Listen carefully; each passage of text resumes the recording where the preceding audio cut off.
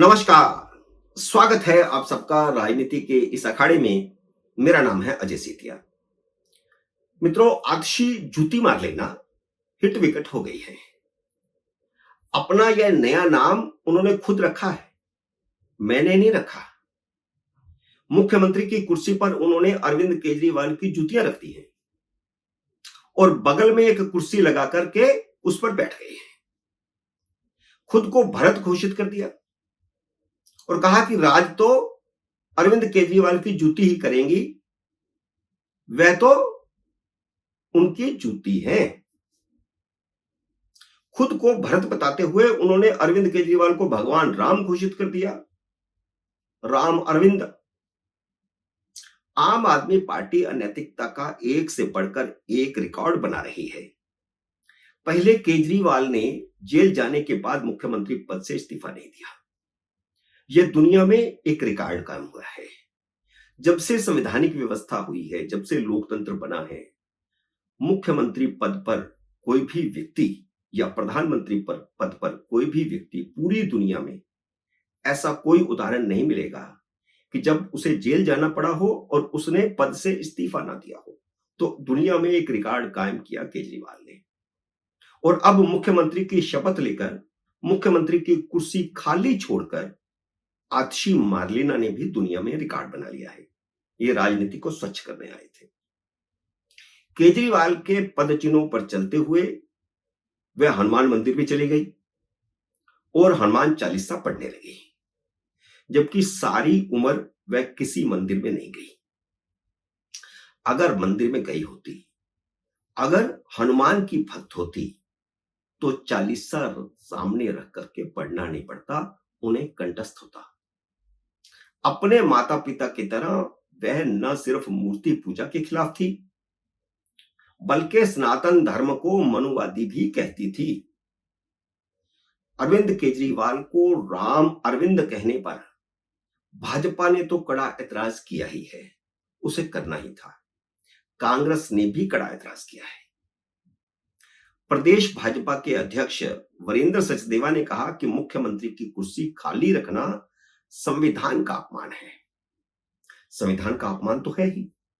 जिस संविधान की उन्होंने शपथ ली, उस शब्द के मुताबिक उन्हें मुख्यमंत्री की कुर्सी ग्रहण करनी चाहिए थी, लेकिन उन्होंने मुख्यमंत्री की कुर्सी खाली रख दी और बगल में कुर्सी लगा करके बैठ गई। यह संविधान का अपमान है। संविधान का अपमान है या नहीं है, इस संबंध में राहुल गांधी को कुछ बताना चाहिए कि वह इंडिया अलायंस का हिस्सा है और इंडिया अलायंस तो संविधान को सिर पर रख करके चलता है।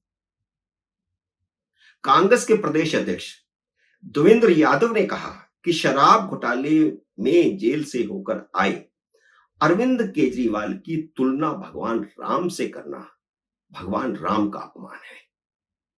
तो संविधान का भी अपमान हो गया, भगवान राम का भी अपमान हो गया।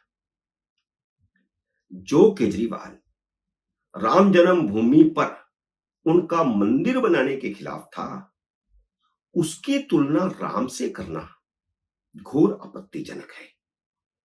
सिर्फ केजरीवाल नहीं, आतिशी मार्लेना ने खुद भी राम जन्मभूमि पर मंदिर की बजाय अस्पताल या लाइब्रेरी बनाने की मांग की थी। खुद प्रेस कॉन्फ्रेंस करके आतिशी मार्लेना ने कहा था कि वहां मंदिर न बनाया जाए, वहां पर लाइब्रेरी बनाई जाए या फिर अस्पताल बना दिया जाए। 100 चूहे खाकर बिल्ली हज को चली वाली बात हो गई है। जो राम के खिलाफ थे, जो हनुमान के खिलाफ थे, जो मां दुर्गा के खिलाफ थे, वे सब अब मूर्ति पूजक हो गए, भगवान के भक्त हो गए। ये सारी जो टीम थी आम आदमी पार्टी की, सब नास्तिकों की टीम थी। आतिशी मार्लेना ने राजनीति में आने के बाद तीसरी बार तो अपना नाम ही बदला है। 2019 के लोकसभा चुनाव में वह आतिशी मार्लेना थी। 2020 के विधानसभा चुनाव में वह आतिशी सिंह हो गई। उसके बाद वह सिर्फ आतिशी हो गई और अब आतिशी जूती मार्लेना हो गई। आम आदमी पार्टी में कोई भी केजरीवाल के स्तर का नौटंकीबाज नहीं था। ना सिसोदिया, ना संजय सिंह, ना भारद्वाज, ना भगवंत मान। केजरीवाल ने कोई यूं ही आतिशी को मुख्यमंत्री नहीं बनाया। उन्होंने पहचान लिया था कि वह उनके स्तर की नौटंकीबाज है। लेकिन आतिशी ज्योति मार्लिना के साथ पहला एक्सीडेंट तो एलजी ने ही कर दिया। उनकी साइन की हुई पहली फाइल ही बेरिंग लौटा दी। अपने गलत आदेश पर शर्मिंदगी उठाते हुए आतिशी ने अपना आदेश वापस ले लिया। यह इतिहास में यह भी एक दर्ज हो गया, यह भी एक रिकॉर्ड बन गया। किसी मुख्यमंत्री के साथ ऐसा नहीं हुआ होगा। वह खुद को केजरीवाल से भी बड़ा सुपर सीएम समझने लग गई थी। उन्होंने अपने निजी सचिव के तौर पर एक ऐसे सीनियर अधिकारी को नियुक्त कर दिया था जिसके लिए वह अधिकृत नहीं थी।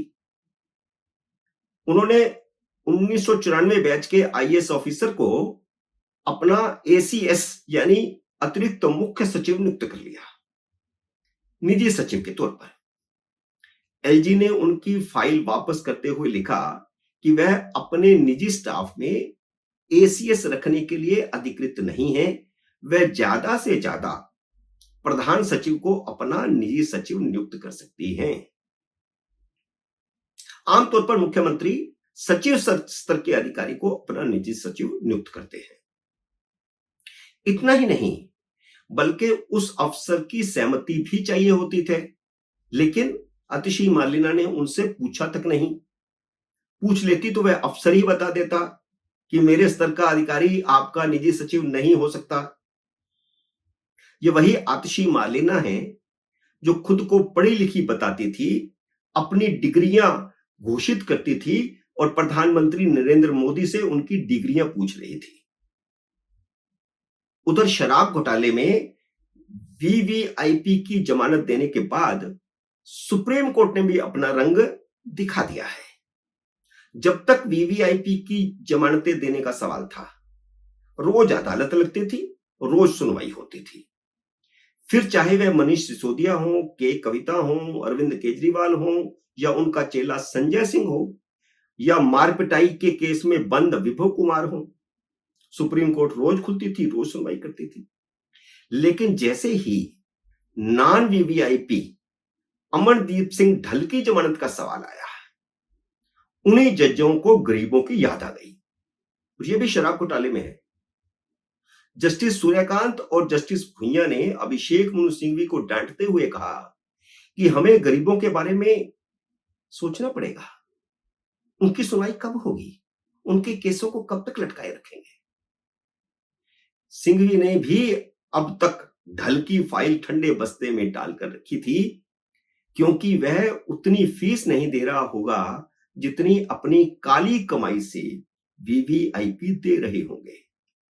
वरना अमनदीप सिंह की जमानत याचिका हाई कोर्ट ने जून में ठुकराई थी और सुप्रीम कोर्ट को अब गरीबों की याद आ गई। मित्रों, उम्मीद है मेरा ये वीडियो आपको पसंद आया होगा। इसे लाइक और शेयर कीजिए। अगर आपने मेरे YouTube चैनल को अब तक सब्सक्राइब नहीं किया तो कृपया सब्सक्राइब करके अपना आशीर्वाद दीजिए। जल्दी मिलते हैं अगले वीडियो में किसी अन्य विषय के साथ। तब तक नमस्कार।